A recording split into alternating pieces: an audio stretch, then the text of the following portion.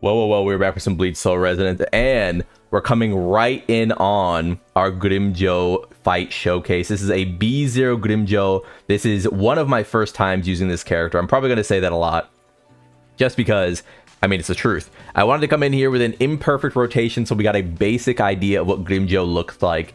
And so you're gonna see a lot of sloppiness. You're gonna see some unfamiliarity with the character. These are not optimized rotations at all. I should have gone back into the technique there to get the Soi Fon. No. I'm wasting a lot. There we go. Wasting a lot of time there. I didn't even get the second technique off, but we do go into Soi Fon finally. And we're gonna, we go into Mayuri because I knew my technique and stuff was coming up, and I wanted to switch back into GRIMMJOW right here instead of having to have an awkward rotation going out. But again, you're gonna see some sloppiness with my GRIMMJOW rotations. It just is what it is. Hopefully I go out into Soi Fon here. 7.7 million, by the way. I don't know why I'm doing basic attacks there. Yeah, okay. You can see the unfamiliarity. But I did want to post a sloppy run by so that it doesn't look like it's like, okay, I got the perfect rotations, and if you optimize everything perfectly, and if you never get hit, and if you never have to parry, and if you never have to fight Okieta, and if you never have to fight Aizen, then you can do 1 billion damage. So we have a very sloppy run through here, and this will just be a very realistic depiction. So here I start to get a little more familiar. You can see I actually get the technique part 2. We go out into Soi Fon. And this is what the rotation should look like on average. We get 8.8 million there. We go into GRIMMJOW. You can start running here, by the way. It's a very nice, it's actually a very nice window. And again, we start running here. I assume, yeah, we go out into ult, get a Descaron. 9.8 million, so nearly 10 million on those ults. And he wasn't even in break. So, I mean, that was a very stock standard one. We go out to get her technique, and we do not make enough for the counter, so we go out here into Mayuri. We're gonna get all of our big damage here. We should be coming up on technique, counter attack, ult, all at the same time for both characters, so we might be able to hit that during the spiritual dissipation window, which would be pretty nice. But even if we don't, we're looking really good here. And let's see them numbers. Yeah, I remembered that I've got that up, so we can go out into Soi Fon. We can get this. We can get an ult off. Suck on that. Go out into a GRIMMJOW. I don't think I crit there, by the way, so that Soi Fon actually did quite a bit less than it should have. We're going to get everything here, including the Descaron. Yes, sir. Yes, sir. God, that looks good. That looks good. 10 million there, by the way, on a free-to-play B0 character with no bonus passives or bonus buffs from having B4 Soi Fon or B6 Mayuri or anything like that. By the way, this is the expected level of power you can see your GRIMMJOW at, and it's looking really good here. I mean, ooh, God, those animations are so good. We swap out here, we get everything up on Mayuri again, and we're just gonna go right back into GRIMMJOW, I imagine, right? We have all our techniques up and stuff, so okay, I remembered to do the technique here. So again, that first like 20 seconds of the fight here, so unoptimized, but we're getting it now. Okay, we remember to get our 5 stack ups for the crit damage there, because that was just about to run out. Nearly 9 million on the GRIMMJOW ult with nothing else impeding. And we don't get enough for swap out, so we just save the ultimate. That way we can get a proper rotation with her. And we can go out into GRIMMJOW here. 8.9 million there. And boom. Yes, sir. We're back at it again. And slicing. We're doing a ton of damage, by the way. I don't know if this is like obvious, but even with our mistakes, like we actually are doing a ton of damage, a ton of total damage, considering this is a free-to-play team. I would say that this is the type of damage that when I look at Geen, I see similar levels of quality. I don't see a huge disparity. So even before we get to the post fight, I would like to just like boom check off that I see a powerful enough character. I see a half anniversary character. I don't see a character who is fighting to, you know, be just as strong. We go right into the ult here. I don't even know if I had my crit damage up. Looks like we did, because we get 9.5 million and we go into everything here. And we're gonna go right into Soi Fon, so a last little gasp of damage, and it's looking really good. I mean, this is exactly what you want to see. And getting the ult into GRIMMJOW. Ooh, 10.8 million there. And finishing it up with the boy. This freezes time, by the way, so you get a ton of time. We're at 200 million total DPS, and I'll see you right at the numbers. And there we have it. I mean, I don't know if I need to put up a, like, I don't know, you know, what's that line? Do I got to put in subtitles or something? Like, I feel like I saw people saying stuff like GRIMMJOW needs a buff. GRIMMJOW is not good enough. This is a B0 character. 118 million DPS. He's out damaged my Soi Fon, who is a B1 character.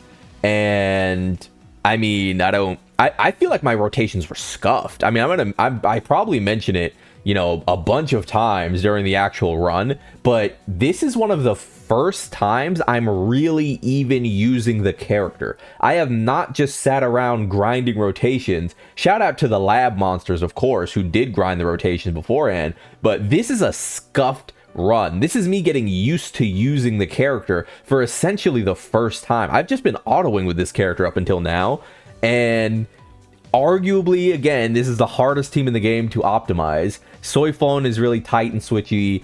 GRIMMJOW is really tight and switchy. Mayuri is the easiest character to use, obviously. He's a very, like, chill support. But if you're going to sit here and tell me that somehow this is like a fumble or this character needs buffs or he's not good enough, I mean, I think that's crazy. This is a B0 character. This is a B0 character. We got 5 ults off. We probably could have got more off, but when I first started doing these rotations, when I first started really getting into it, I was a little unsure. I was a little unsure of my skills, what was up, what could switch, what could blah, blah, blah. Like, I was definitely lagging behind here. I was definitely trying to figure it out. And so to come out of this with 118 million total damage from a B0 character, with 90 million damage from my Soi Fon, I mean, what else could you need? I'm going to go ahead and I'm going to get some runs done where I use Yodahara, and I'm going to get another run done where I use... Also, by the way, this character does not have his actual tactics right now, or his bond right now. So that's another thing. This is a character who is missing his bond. And whereas like the other characters I could test him against have whatever their like optimal setup is, they've been out for months and so on and so forth. The only team I have that's really matching this level of damage is my B2 thrust team. And that should happen because Nellel is a B2 unit. If I had this character at B2, maybe even at B1, I'd probably see a similar show. Same with Soi Fon here, so I'm not really going to compare that apples to oranges. 1.75 million DPS is really good itself. So what we'll do now, damn, he's so clean, by the way, so fun, he's so cool. What we'll do now is I'll go do another run or two where I compare Yoruichi and then I compare Yodahara, and we'll run the numbers. So be back with that.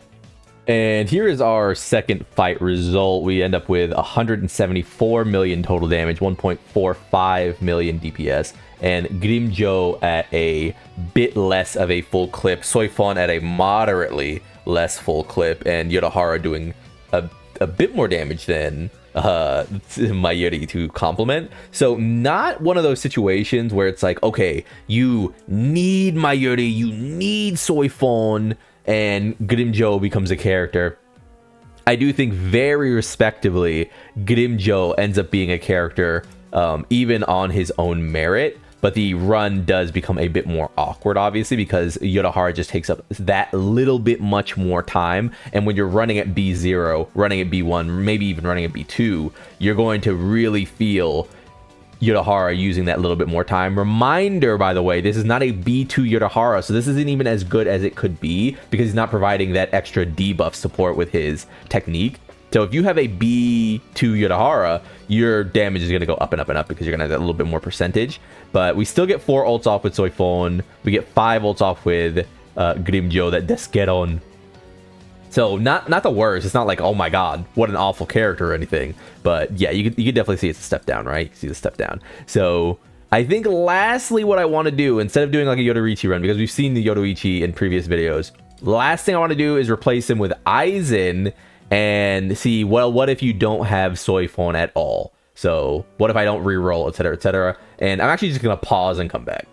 And we come back with about 75 million, 43 million. So Sosuke Aizen making up a bit of the difference in one case or another, and 3.3 million from Mayuri. Maybe this would be a better setup with Yodohara. Maybe it'd be a stronger setup just because it would buff Aizen that a little bit much more. Aizen's not really getting much from Mayuri, I don't believe. So, you know, we could talk that out. You can see we get one less ult with Desqueron, but that is also a case of it just being a little bit of an awkward rotation, right? So, but it's not like, again, unoptimal setup. This is purely for the speculation. This is purely just to demonstrate. You lose DPS, the setup becomes a little more awkward, but it's not such a tragic fall off that the character becomes unusable either. I just think that GRIMMJOW ends up being a little bit of a must-have, right? So as you sort of compare, you know, all three runs in like totality, I mean, does it not just become obvious what we're looking at, right? Like, yeah. So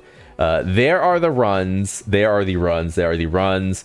We'll put this all together, but let's just go take a look at, again, GRIMMJOW's total stats, the character he's running with. So again, Mayuri does have the Ascension 3, so not Ascension 5. Core Stamp, he has 0 boundaries, he has 0 weapon dupes. Soi Fon has the weapon stamp, she has 1 boundary, which helps her get ult a little faster, gives her a little crit rate, ult energy, etc., etc. And she has no core stamp dupes. Aizen, of course, my beloved Aizen, has 1 core stamp, 0 boundaries, and 0 weapon dupes. And our GOAT GRIMMJOW has 1 weapon stamp, no core stamp dupes, and 0 boundaries. I do think that this killing intent boundary is going to rocket this character even higher than he currently is. So I will probably return for that, just because our luck on this Soi Fon and Zaya Laparo banner means that we sort, as well as just a combination of just having a ton of like resources from the like 1600, which is a free pull from the login, etc., etc. I think that we could be in range to maybe grab a GRIMMJOW dupe at some point, but I'll have to make that decision when it comes, because of course I am way more interested in getting a possible dupe or 2 for White Ichigo Zangetsu, and less so for GRIMMJOW and Okieta as tactics or as full assault characters. But yeah, there you have it. The runs in totality. I think GRIMMJOW looks extremely powerful. I don't understand anyone claiming this character needs a buff. Maybe it just comes down to a rotation inexperience. I mean, my rotations did not look good in that first run, and I don't think at all you could argue that he was not impressive. No way. No way. I mean, you're going to see other showcases where like Soi Fon has her maximize like damage. She's reducing strike damage way or more, strike resistance way more, and she's also having this big pop, which is making the total DPS look way better than it is. But when you actually look at B0 GRIMMJOW with a reasonable Soi Fon, with a reasonable Mayuri, it's not even compared. I mean, this character looks good. He's the carry. He looks like the carry, right? At B0, he's out damaging my B1 Soi Fon, right? So, yeah, great, great, great. As for if you should pull, even if you do not have Soi Fon, I do think so. Soi Fon is way more likely to return than GRIMMJOW is. Every character in the game so far is way more likely to return than GRIMMJOW is.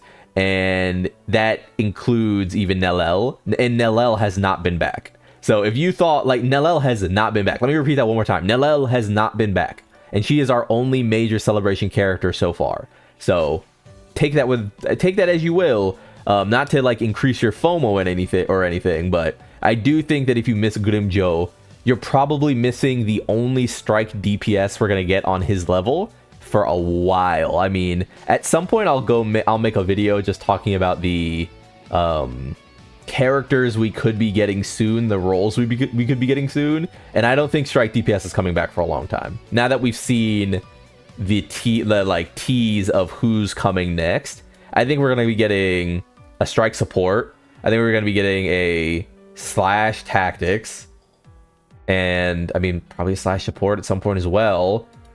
Spirit's getting a DPS, I imagine Spirit's gonna get a tactics character again as well.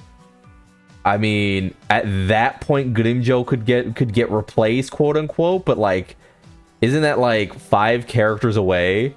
So we're almost like a half year away again, or something like that, right? Like, good luck without GRIMMJOW for like 5 months. But yeah, great character, great character, great animations, great gameplay feel. Yeah, I've been Lone. Like if you like the video, subscribe to the club, we'll go make it, and peace.